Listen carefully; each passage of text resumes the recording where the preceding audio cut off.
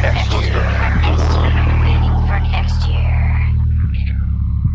everybody, waitingfornextyear.com podcast live from my automobile in a parking lot.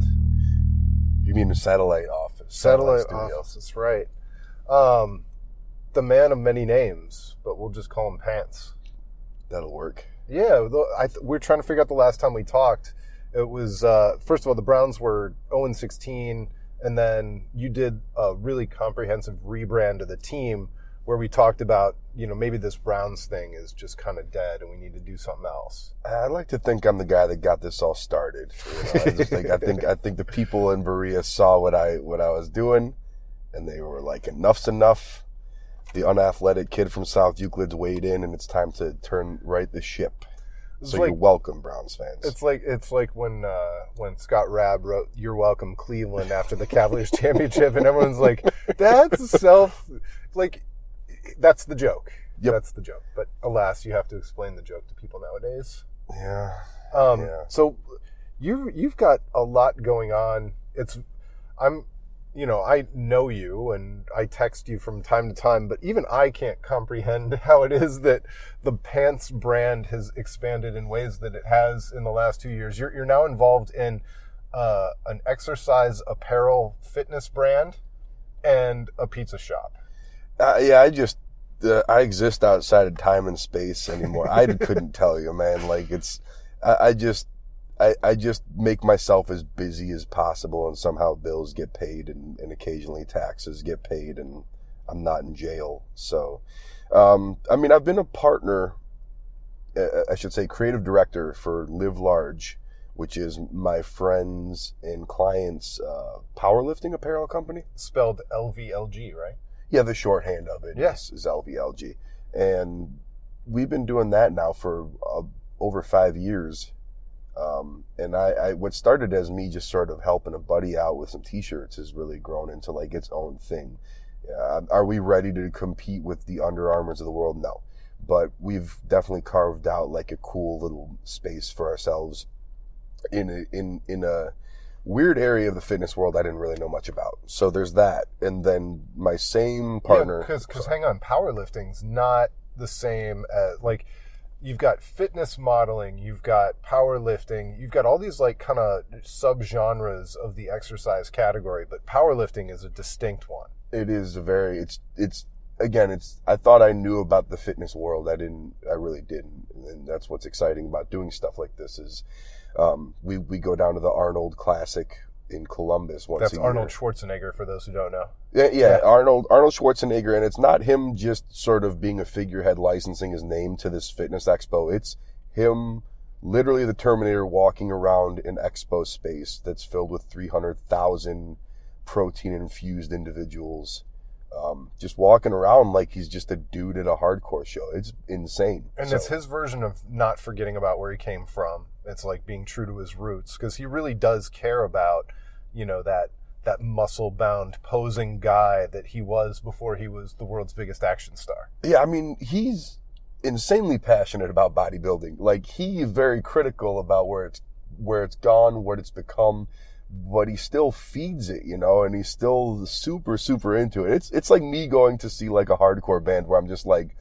it's like, I still care about this shit. It means something to me. So it's like, I'm not going to break the broken bottle and scratch my own head open anymore, but I respect you for doing it. Right. If I was, he's like in his early 70s, I think, late 60s, and he looks great. But it's so that started as kind of like this wacky thing for barbarian dudes to just, deadlift and squat and bench as much as they could years and years ago.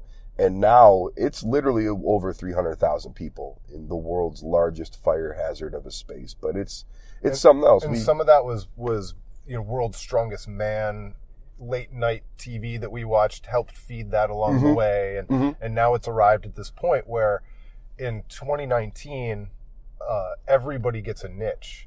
And the niches are strong and thriving because nobody feels alone.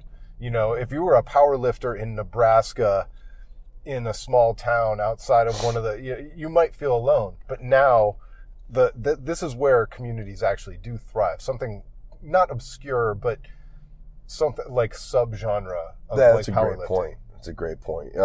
But yeah, like it's basically like our Super Bowl for Live Large, where we go down there. I took some video this year, and I kind of just went down to hang out, and it's just a very overwhelming experience in a great way. But it's I like feeling like the smallest guy in the room. I'll tell you that, and I weigh about 250 pounds. So, so you do that, and then all of a sudden, I start seeing like teaser photos and graphics and artwork for a pizza shop.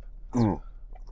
Oh yeah, the pizza thing. So, again, my partner Nick in Live Large just kept telling we would work on stuff, and we'd be like just hanging out, shooting the shit, and he would just keep talking about this pizzeria, like your college buddies who you always scammed with. You're like, yeah, we're gonna open a bar, we're gonna have this on the menu, it's gonna be the greatest thing. Except you guys actually like did it. Pick any last call conversation you have with your buddies, or you're 13 beers deep, and even though my buddy's straight edge, but he kept just saying, he's like, yeah, you know what, when this pizzeria opens, and this is like about a year or so back, he starts talking about it, and I go, not to be dismissive, I'm like, cool, man, I'm like, holler when you need a logo or whatever. And then one day he texts me, he goes, so yeah, like I'm signing this lease this week. So he's like, are you I'm like, lease for what? And he goes, this pizza shop, man. He's like, it's happening. He's like, I talk too much shit. He's like, I got to do it now. And I go, I told you. Yeah. And he's a doer, and he executes on stuff as it was. But then at that point, I was like, oh man, this is the type of dude I want to be doing business with almost exclusively always. So that was about 6 months ago. Mm-hmm. And then, we basically leased the space, and we talked ourselves into a corner we had to dig ourselves out of, or however you want to put it. And, we opened up shop literally a month ago in beautiful Brunswick, Ohio Pie Co., the originators of Ohio-style pizza. And it feels like we've been open for 6 years. And you might not bring it up, but I'm going to. Yeah. You've managed to build a pizza shop that in its first month and a half in business has consistently sold out of pizza. Yes. Sold out. and not because you guys were like, well, we only made enough dough for 7 large pizzas.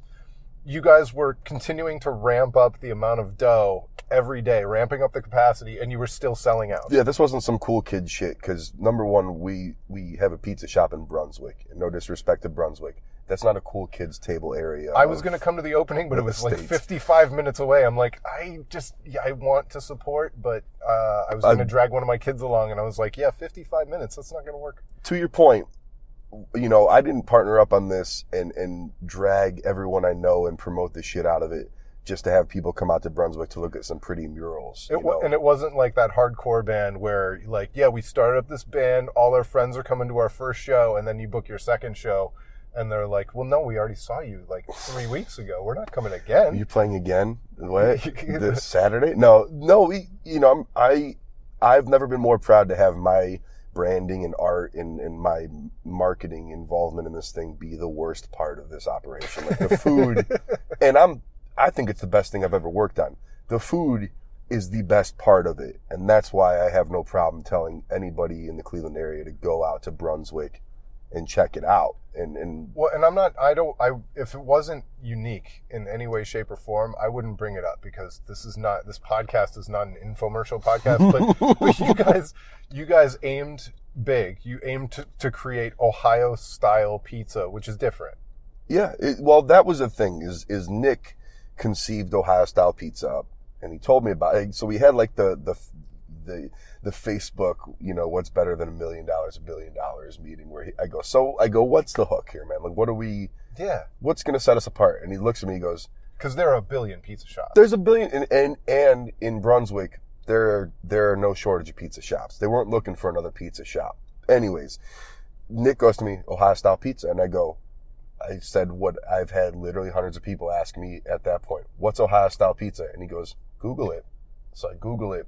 Nothing pops up. And then he just grins at me. And I was like, I don't claim to be a marketing genius, but I go, That is You did fucking brilliant, man. And then, so it would have been one thing to just fucking throw some ketchup on the fucking pizza dough and call it Ohio style pizza and be jackasses about it.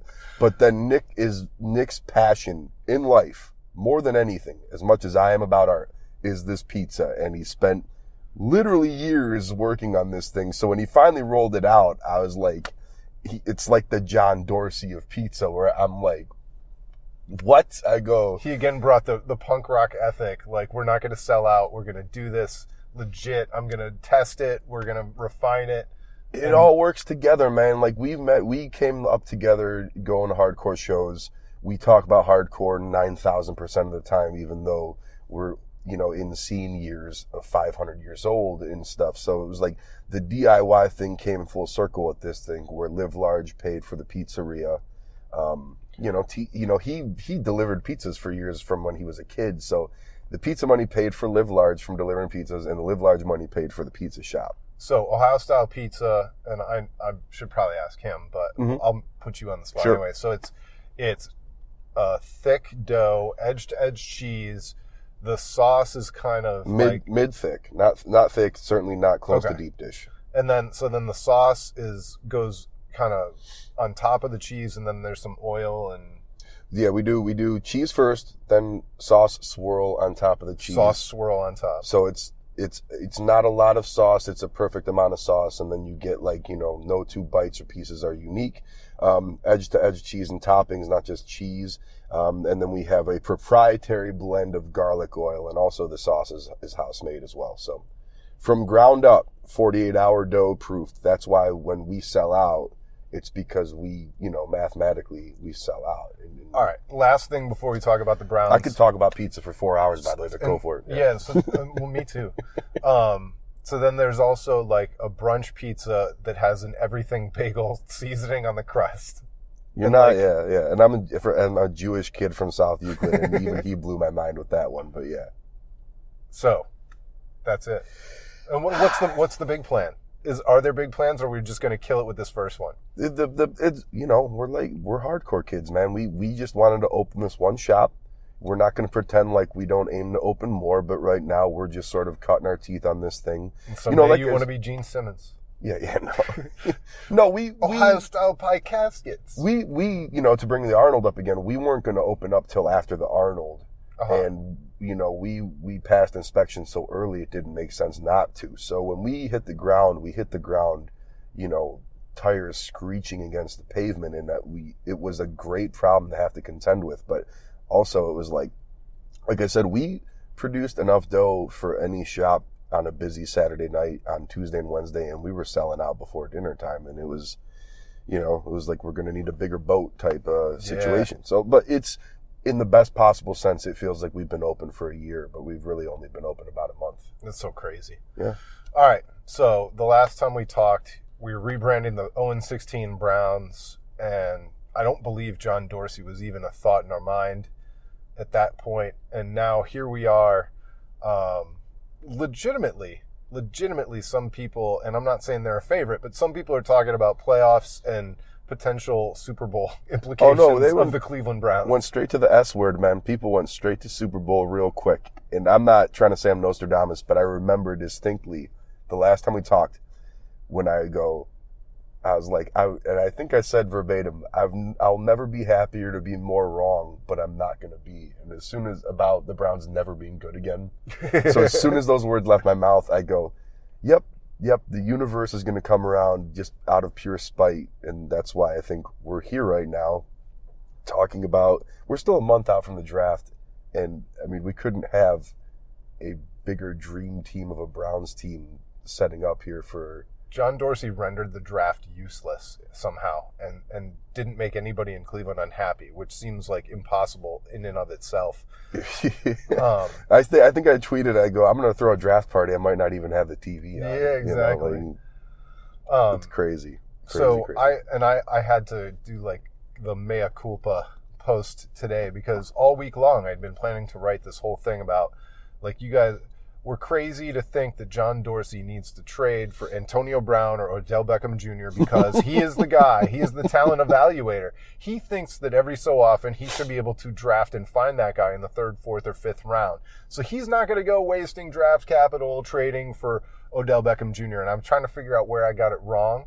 And I decided I got it wrong because the Giants are stupid and they really they didn't charge enough. They just made it a no-brainer.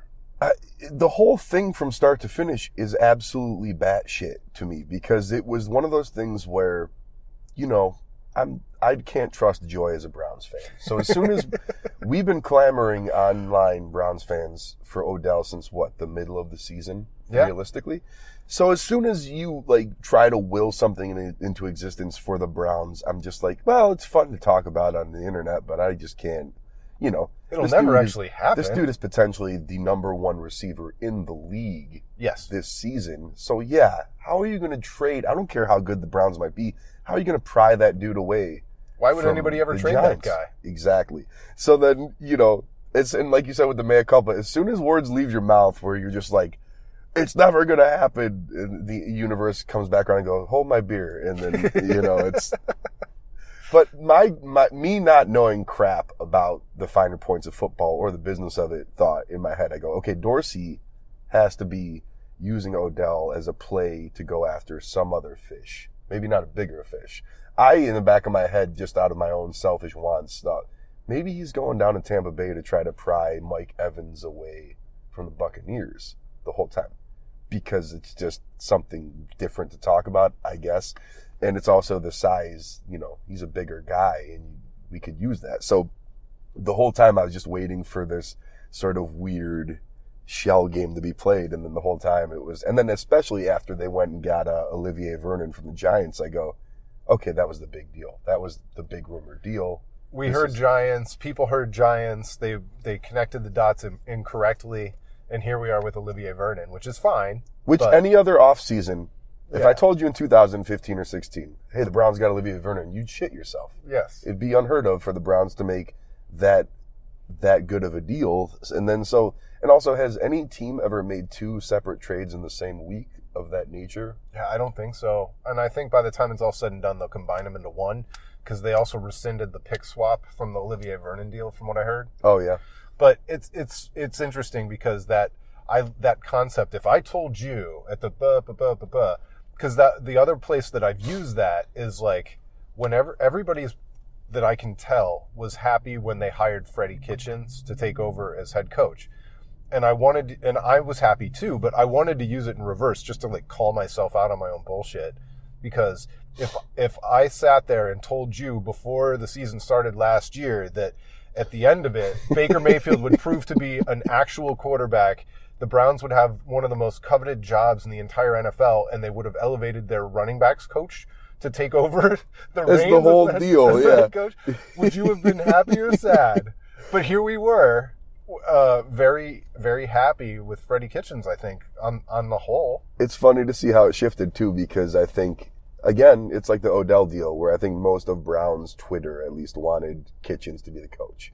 Yeah. And the minute Browns fans want something, you can rest assured the Browns will turn around and do the polar opposite thing. Yes. Which didn't happen there. So it's just, this deal got done Tuesday night. Yeah. And it's Friday afternoon, and my head's still spinning about it. I couldn't sleep Tuesday night.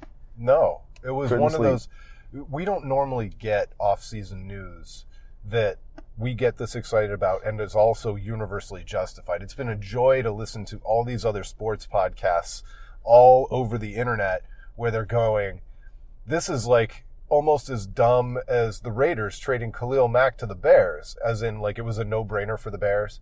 The Browns and John Dorsey are collecting praise left, right, and everywhere in between. Well, who did the Bears gave up 2 firsts for Khalil? I think so. We gave up a first, a third, and Jabril Peppers. And a former first-round pick. So you could technically say it's 2 firsts, but I wouldn't. I wouldn't, and it's not even a slight against Jabril Peppers. No, he's fine. Just he had a good season. The promise that a first-round pick may hold that you haven't made yet, I think makes it more enticing than a player. Again, nothing. Peppers is a great player, but you just pried away a top 3 receiver from. The Giants gave themselves almost zero chance of adding a player as good or better than Odell Beckham Jr., and they traded Odell Beckham Jr. And it's like, I know it's not the same as the NBA because the rosters are so much bigger, but it was like when the Cavs traded Kyrie Irving, there's no way to win a trade of Kyrie Irving when he's the best player leaving in the deal. There's no way to win that deal. No, and I think Gettleman doesn't win that at all. Even if he gets 2 firsts, he gets 3 firsts, whatever, he's still going to be seen as the guy that traded away maybe the most marketable receiver in the whole league. We can nitpick about it, whether or not he's the best. Julio Jones is better. Yeah, okay. Yeah, but Antonio Brown, Julio, whatever. But, Odell Beckham is maybe the most marketable player in the league, period. Well, which is besides the football point. No, but let's talk about that. Yeah. Because if you take a guy who, he is that marketable, he does draw that much attention, but I might argue that moving from New York to Cleveland, where we have a track record of falling all over ourselves to defend our stars, there could not be a better place for Odell Beckham Jr. than Cleveland, where he could probably kick a puppy, and Browns fans, or a good portion of Browns fans, would be like, well, the dog did bite his ankle first. Those small breed dogs, they're just not as cool as the bigger breed dogs. My aunt had that dog, that breed of dog once. It was a real piece of crap. I get, yeah. I mean, I'll go back into some waters I'm more comfortable in. It sets up also next year for a wild uniform rollout, because Nike does all the outfitting, and Nike now has contracts with your 3 biggest stars on the team. Yes. And 2 of the 3 definitely are probably going to be the most marketable guys in the league, in Baker Mayfield and Odell. So, on paper, it just couldn't. It makes so much sense on paper that there's no possible way it could ever happen for us. Yeah. Because I go back to just the thing where I'm so beaten down by the Browns, where I just still can't trust joy. Even after a Cavs championship, I'm still like, this is different. I go, I know this. I go, I feel like I still know this. I go, I can't trust it yet. Yeah, the Browns are a different level, and have always been a different level, just in terms of the amount of cursedness that's felt like has been resting on top of them from the clouds down. And this is also the thing about it, is you haven't, and this isn't a criticism of the owner, but, you haven't heard a word from Jimmy Haslam. Thank God. Which lets me, at least from a PR standpoint, feel like Dorsey is the man, up top, making the moves now. So, I don't know. I was thinking about this. I would love for Haslam to have a Twitter account. I think that's where he could really shine, Yeah. Because I feel like Twitter is where you can make your press releases, and you can have your place in the whole thing, and it's not seen as meddlesome. Although it might be like McDonald's, when McDonald's, have you ever looked at the replies or the mentions of McDonald's after they try and make a statement about something?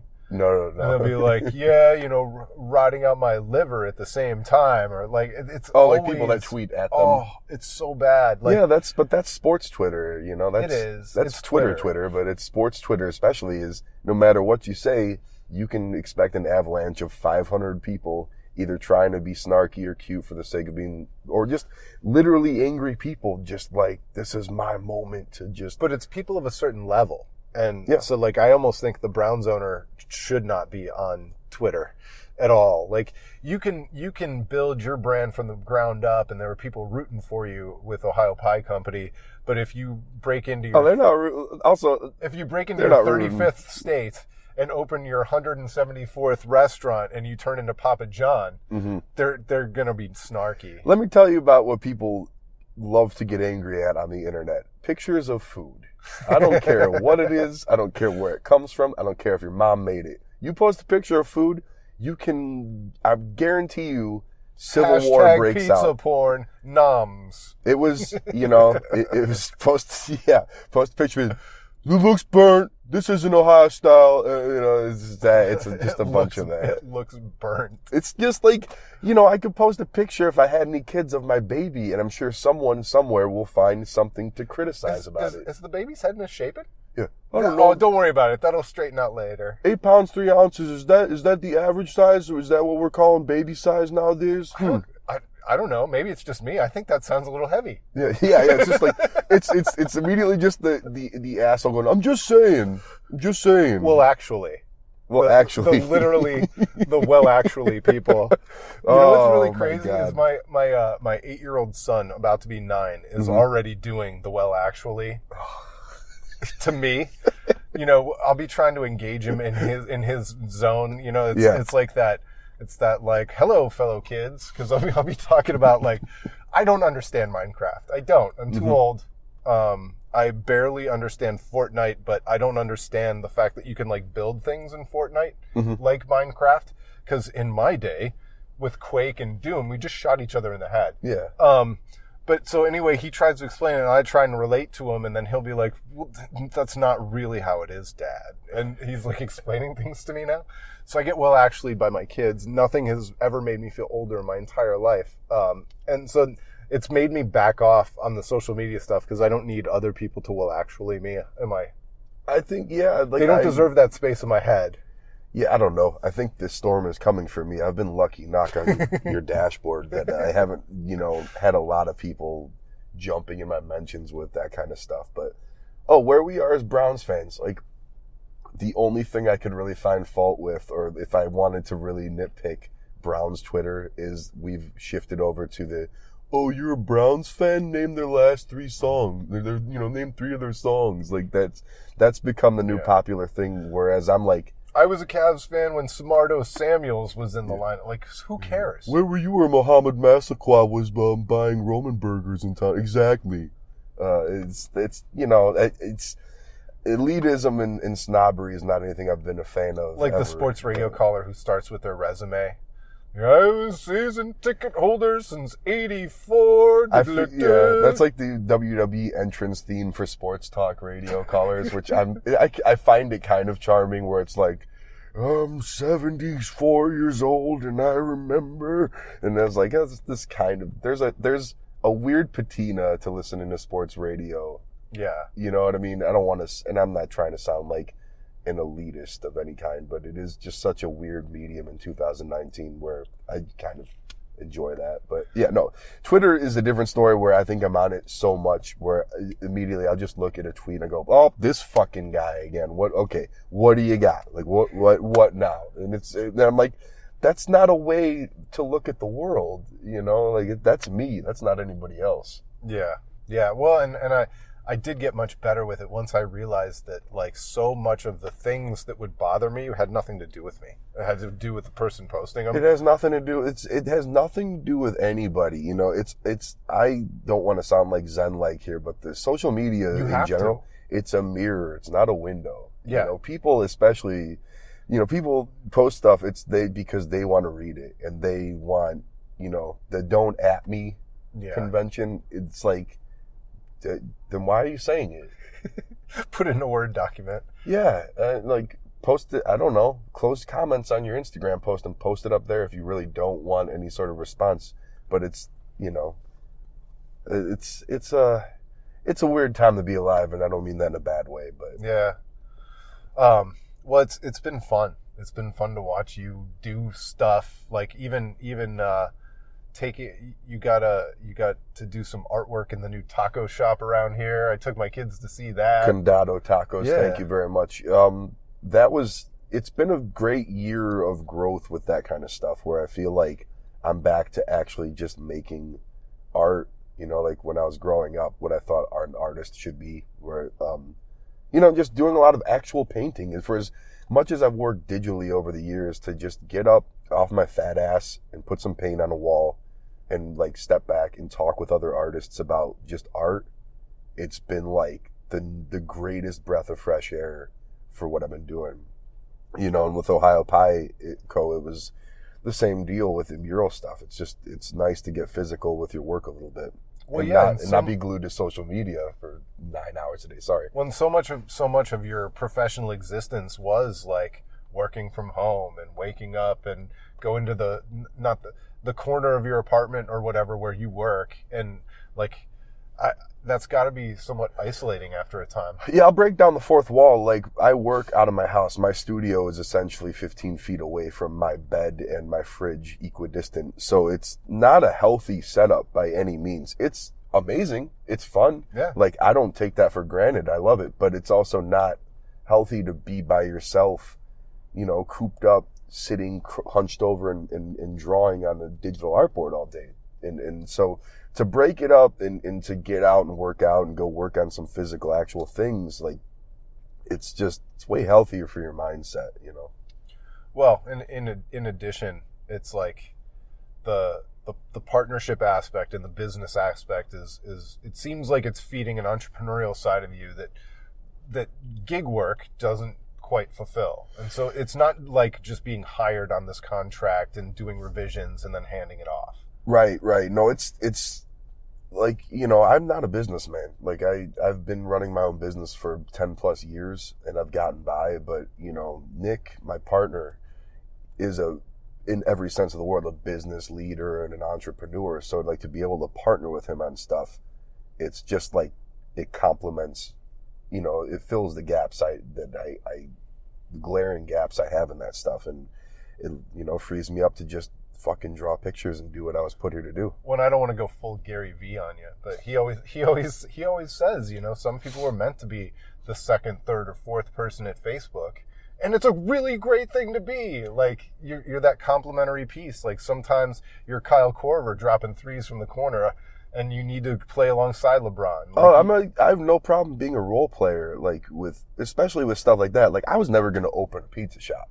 I was never going to conceive of a food product and open up a pizza shop. So, like, to be a creative director and just sort of show up and do my job with that, it's awesome. I have an ego. No artist doesn't have an ego. Sure. But I know where to check it so to make the whole machine run in regards to that. So it's... Well, and that's part of it too. Like, even in my insurance business, like, I know what I'm good at and I know what I'm not good at. And my brother and I tried to divide the things up between the things that we're good at, and then there's some things that neither one of us are good at and we still have to do. But that's just the way it goes. You know, you do the best you can, and there's no perfect arrangement. And I feel the same way waiting for next year too. Everything I'm involved with. But well, you conceived of waiting for next year kind of well ahead of the curve, where it's like you were figuring it out as along with the entire blogosphere figuring it out, which is an exciting thing. But it's like, you know, me being raised by, you know, blue collar folk that worked very normal jobs, you know, I keep waiting for that moment where I'm like, well, someone's going to tell me how to do this, right? No, it's, and the period of time we're at, it's just like, yeah, everyone's just a fucking idiot figuring it out. Well, and how antiquated are some of the things you even learned in school, like even 10, 15 years ago? I'd throw it all out the window. Yeah. I mean, literally throw every bit of it out the window, and I'm sort of borrowing from Pat and Oswald about this, but every 2 to 3 years, the entire game changes. Actually, this is starting to sound like Gary V talk, but that's fine. Every 2 or 3 years, the game fucking changes. But like, and then it's like, you just have to be ready and willing for the entire thing to implode and just start over again with at least from a business standpoint with stuff. So was that a terrible Gary V, by the way? No, I liked it. It was fine. Yeah, I appreciate Gary V. I do not appreciate the 9 billion people that thought they were going to be the next Gary V that followed. That's absolutely true. His imitators are plentiful and obnoxious. It's like the Rick and Morty of motivational speakers. And they try, and so the thing that he does is he gives it all away, and they're all trying to package it and sell it, which is the sure sign that you've got the hanger-on or follower or pretender. I like relate closely to all motivational speakers because they're essentially hardcore band singers that figured out that there's a whole white-collar sect that never got into that, so they can yell meaningless platitudes for 45 minutes. Meaningless platitudes. That, like, very vague, broad statements that everyone can agree with and swear here and there, and a bunch of dudes will just, like, get fired up about it. And I go, this is just when you're done going to hardcore shows, this is what you get into. Yeah. You know, well, like... We could do a part 2 where we just only talk about that, because I would love to talk more about that. What, the motivational speakers? Yeah, I mean, like, you know, like it's you fall into the trap, because like I listen a lot to like Tony Robbins and Gary Vee and stuff, and then I think it started with Henry Rollins' spoken word, where I'm just like, you listen to it, you're like, I was like, this guy knows exactly what I'm fucking talking about, and then all they're saying is, you're gonna die one day, and life is short, and you just gotta do shit, and yeah, which was spoken to me a million times from the stage of Peabody's Down Under and the East Bank of the Flats. But it's like, you know, you get into points of your life where you just kind of need to be slapped in the face with some general vague shit. It was always a dude with a mohawk going, the shit the teachers are saying to you in school doesn't matter. And someday you're going to be old enough to realize it. And I just want you to know that it's going to get better. And I would get that every weekend at Peabody's Down Under. And my parents wondered why, like, I was satisfied with C pluses and I no longer gave a shit what was happening at West Geauga High School. Yep. Like, oh yeah, I'm not going to be a scientist. I probably don't have to care about what's happening in this biology class. What does Gary Vee say? You listen to your parents too much. Teachers are trying to raise you to become followers. And I'm like, oh yeah, this is just the Victory Records catalog, Records. Presented at a fucking TED Talk in 2017 or whatever. But it's, that all said, I would love to be paid $50,000 to show up and rile up an entire, progressive payroll for an afternoon. I think it's in the cards. I think you could do it. I believe enough, and I can inspire enough. I believe that, man. I just do. No, but so not only do I think you could someday give that speech, I think it would actually work. I know it would work. I'm like, not to cut you off. Like, I was a hardcore singer. Like, I understand. Like, sometimes you just need to put a bunch of people in a room that are tired of doing shit and want to just yell for like 45 minutes. And I can, I just understand. It's like one step away from being a cult leader. Yeah. You just stop short of that, and then you sell some t-shirts afterwards. And I was like, what's better than that? Like, that's where I would love to be. We'll see. And the fact is, the numbers are in your favor, because like 75 or 80% of all people don't have the balls to quit a job they should quit, and they would be better at something else. And so you're just playing percentages. Like, right. Nobody's ever quit a job that they hated for a job that they hated less and done worse. Because just the fact that you hate it less means you're going to do better. And people don't have the balls to quit. So if you just push them up off their like comfort zone, you will undoubtedly make people better. And if you don't make them better, they will feel better. So they'll just assume that they're doing better because they feel a little bit better. Here's the more sinister component, and I agree with everything you just said, but the CEO that makes a bunch of money will also pay like a Gary Vee $75,000 to come in just to convince and make everybody on the payroll believe they have the balls to quit and start their own thing. Yes. Knowing full well they won't. Right. And then it's like, for an afternoon, we can make them believe in themselves, and then they'll just go back to making, a good amount of money, just continuing on and, being a part of the machine. It sounds so evil. It's corporate America. And that's why I, am happy to barely scrape along, drawing pictures of hot dogs with arms and shit. This is where I knew I had to get out of corporate America, because when I was there long enough to see the second iteration of corporate philosophy changeover, and they brought in these specialist consultants who wanted to pitch us on this new way to think about everything. And I won't name what it was, because I don't want to delve back into that. But by the time I saw the second round come through, and I was like, oh yeah, the first round didn't mean anything either.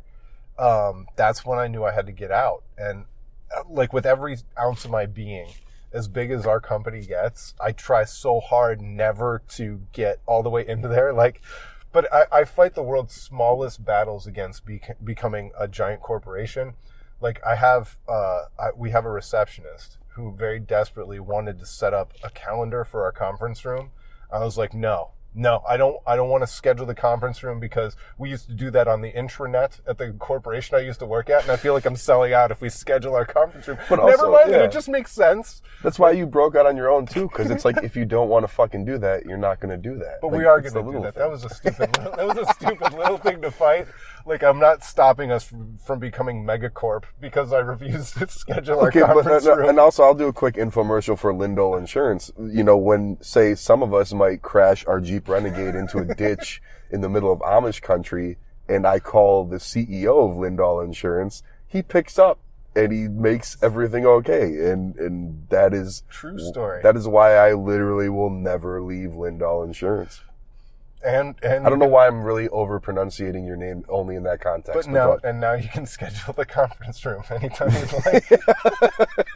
Maybe I'll just, like, if I want an afternoon to get out of my studio, I'll just bring my laptop and... You know, that's how I got to know Brian Spaeth. Is like, I knew this weird guy on the internet who was moving back to Cleveland, and he kept, like, half joking that he was going to come blog from my conference room. And I was like... I barely know this guy. I think he might actually show up and try and blog from my conference room, and I don't think I want that. I'd have a tough time explaining that to my dad and my brother. And here we are, like 10 years later. He's one of my good friends, and we work together, and he helps me with all this stuff all the time, and he's never blogged from my conference room.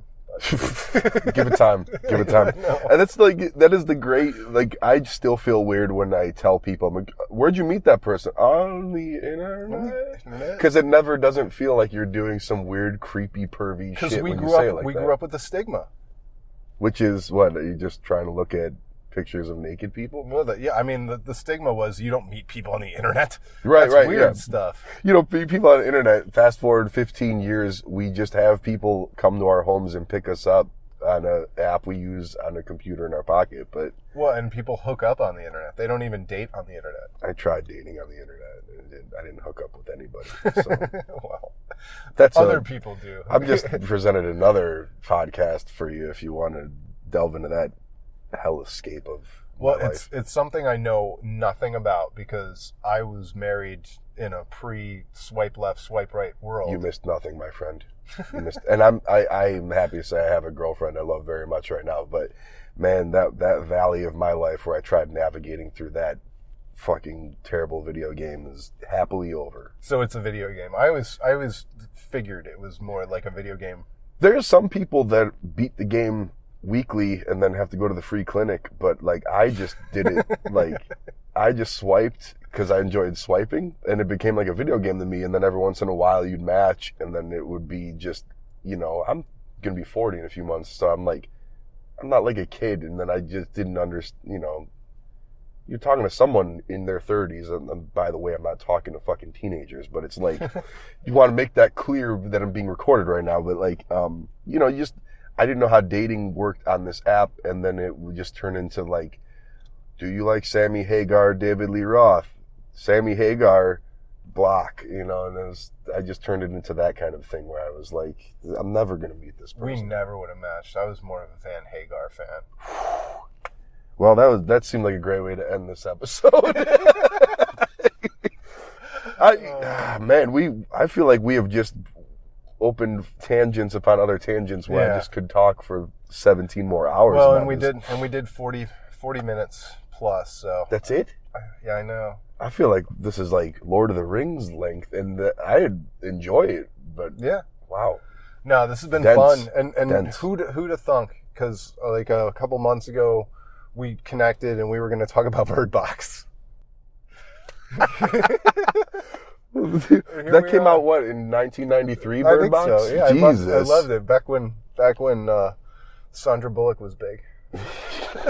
That's crazy. Yeah. Yeah, and then I was opening the pizza shop and I totally missed that whole thing. So thanks for keeping the door open for me though. But because I feel like I would way rather have discussed an Odell trade than Bird Box. Yeah. And I'm happy we did it, even though in 2019 time, you know, 3 days after the fact may as well be a month later, but whatever.